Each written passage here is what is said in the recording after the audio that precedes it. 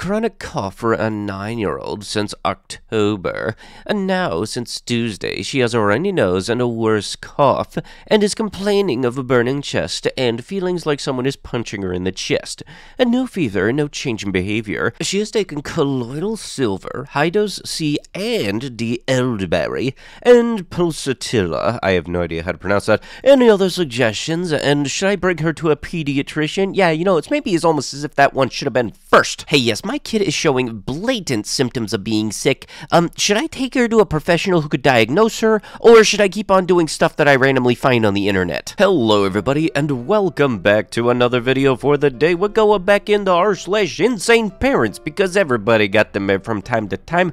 If you guys would like to be absolutely amazing, show your support, and see more videos like this one in the near future, be sure to hit that like button, leave a comment down below to start up the wholesome internet discussions, and if you guys have not already, subscribe to the channel and turn on them notifications. Hi, moms. So, this is a bit of a TMI post. Oh, great. My 4-year-old daughter co-sleeps with me and my husband.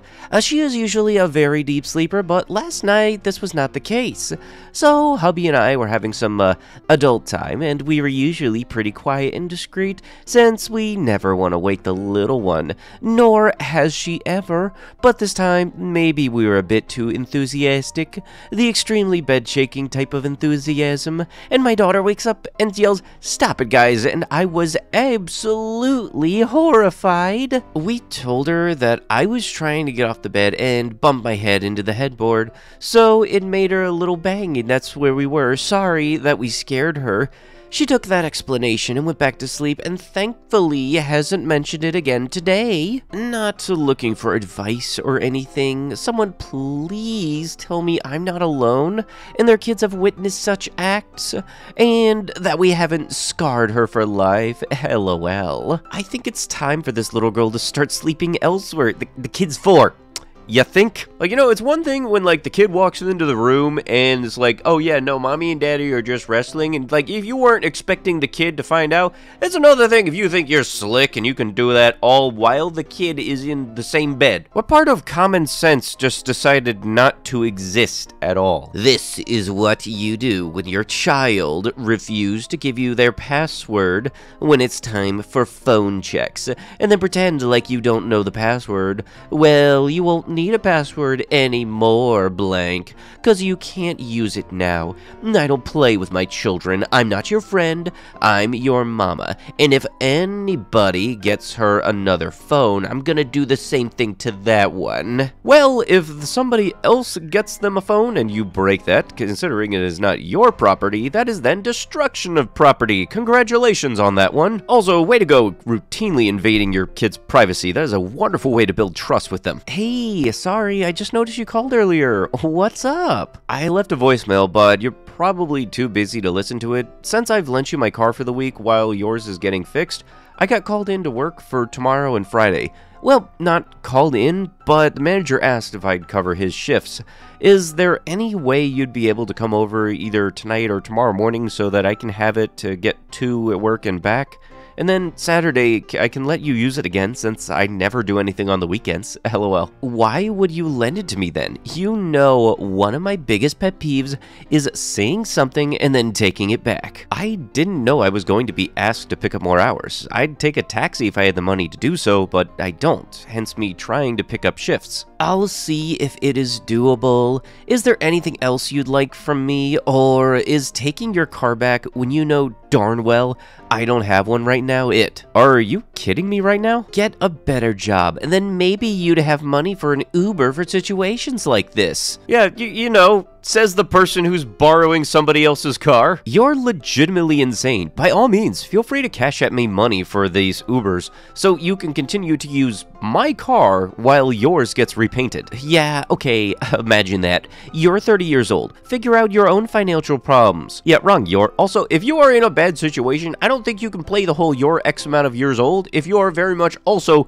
X amount of years old. What would be a suitable punishment for a 13-year-old boy who brought a pack of the cheap horrible ramen noodles into your house from a friend's house and prepared it in the middle of the night.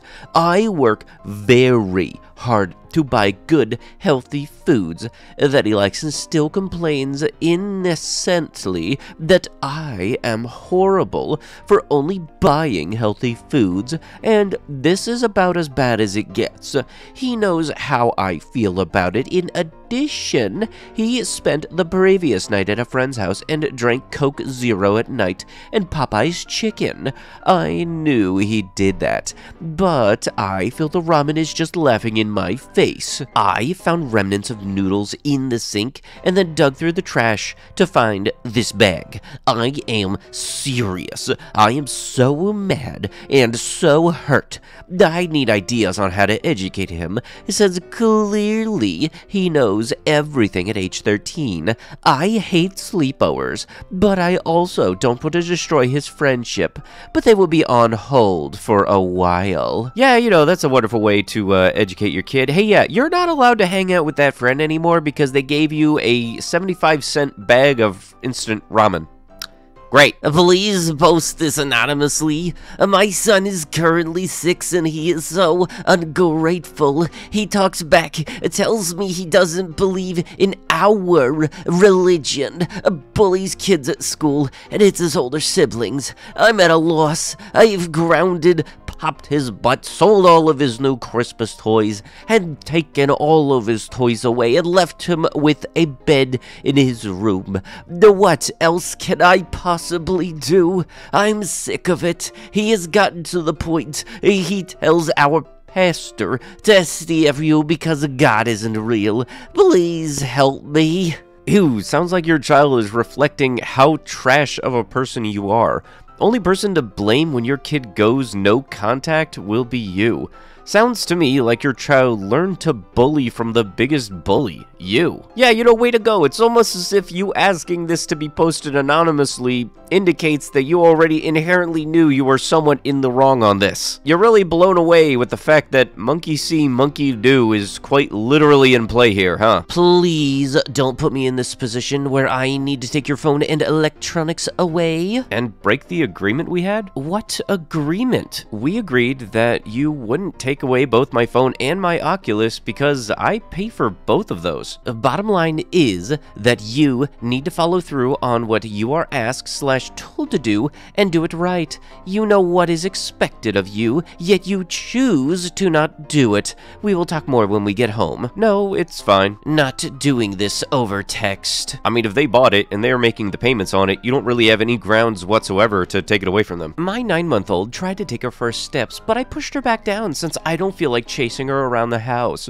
Was this a good move? I mean, I understand not wanting to chase her around the house, but maybe getting some baby gates will help you keep her in a certain area?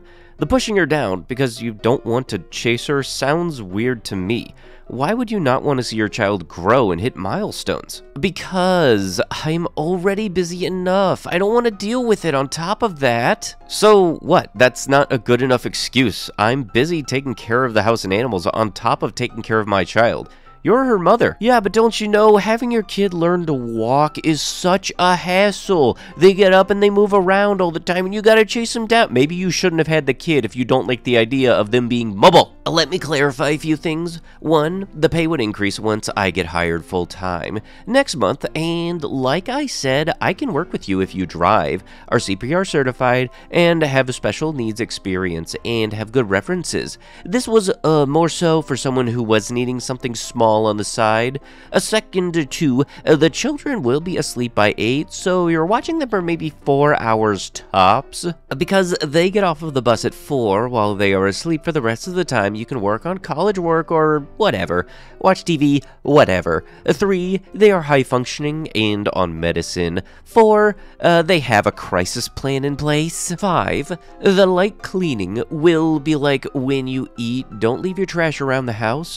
If you spill something, something, clean up after yourself, common sense things. I am in desperate need of a babysitter while I work.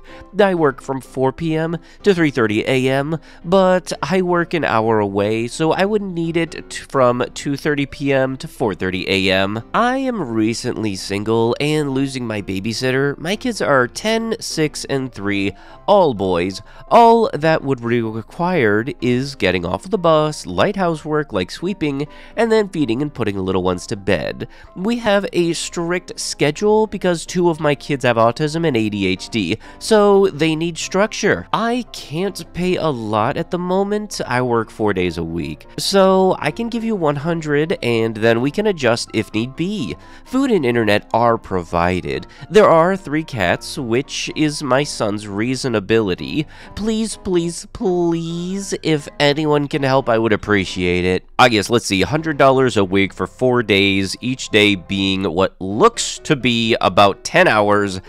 Yeah, no, way to go. $2.50 an hour. That totally makes sense. Way to go, throwing in the little food and internet are included. That totally makes every single bit of that worth it. I called my baby Fairt.